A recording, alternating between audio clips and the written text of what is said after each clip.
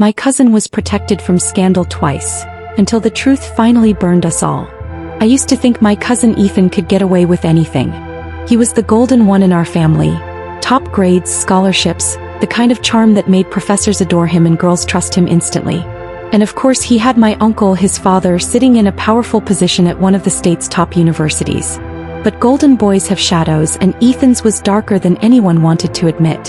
The first scandal didn't start with headlines, it started with whispers. It was a girl from Ethan's program, bright, ambitious, the kind of student professors always remembered. Her name was Claire. I remember seeing her at a family event once. Ethan had brought her along under the excuse of study group. She was polite, a little shy, and clearly thought the world of him. I remember the way she looked at him, like he was the kind of person she could trust. A few weeks later, she vanished from campus life. No lectures, no library sessions. Her dorm room emptied almost overnight. That's when the whispers started. Not just that she had dropped out, but why. People said Ethan had crossed a line. He had taken advantage of her trust, pushing boundaries she wasn't comfortable with. And when she tried to report it, she was advised, quietly and firmly, that making noise about someone so respected wouldn't end well for her. By the end of the month, Claire had transferred to another school in another city. Her name was erased from every student list as though she'd never been there. And Ethan? His record was spotless, his scholarship untouched. At family dinners he smiled like nothing had happened. But every time someone mentioned Claire's name, I saw the way my uncle's hand would tighten around his glass. And I knew even if they'd buried it, the truth was still there. The second scandal didn't creep in like whispers in the hallway. It crashed in like a storm. It was a different girl this time. Her name was Hannah. She wasn't shy like Claire. She was sharp, outspoken, and fearless in a way that made people either admire her or stay far away. At first, I thought Ethan might have learned from what happened before. He kept his distance, at least in public. But then photos started surfacing online. Not just of them together, but of late-night messages he'd sent her. Promises that made my stomach twist when I saw them. This time, when things went wrong, Hannah didn't disappear. He went public. She posted everything. The screenshots, the messages, her side of the story in detail.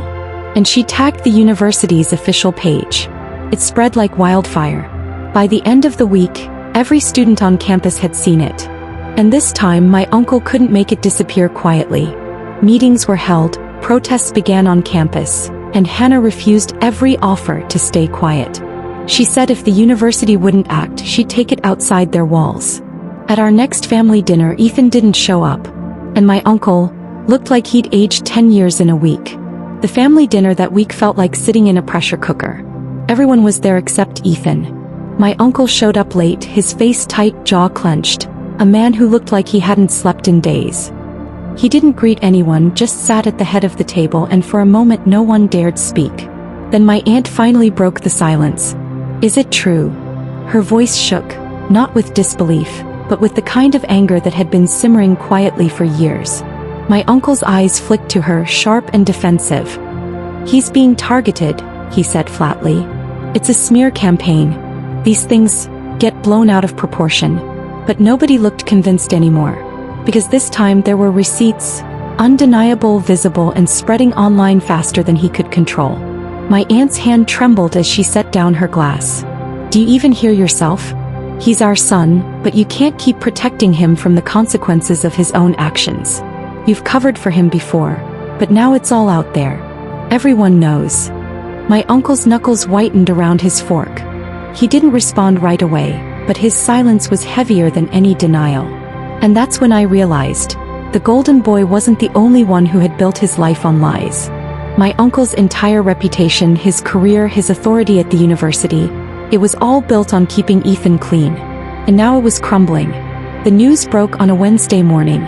I was halfway through my coffee when my phone buzzed with a dozen notifications at once. Headlines everywhere. University dean's son at the center of scandal. Ethan's name wasn't just whispered on campus anymore. It was printed in black ink for everyone to see. The university released a statement announcing an ongoing investigation and temporary suspension. But everyone knew what that really meant. Ethan was finished. And my uncle? Within hours, he was forced to step down from his position for the integrity of the institution. It was like watching a dynasty collapse in real time. The next family gathering wasn't a dinner. It was a war zone. My aunt demanded to know why my uncle had risked everything for Ethan. My uncle accused her of not understanding loyalty to family.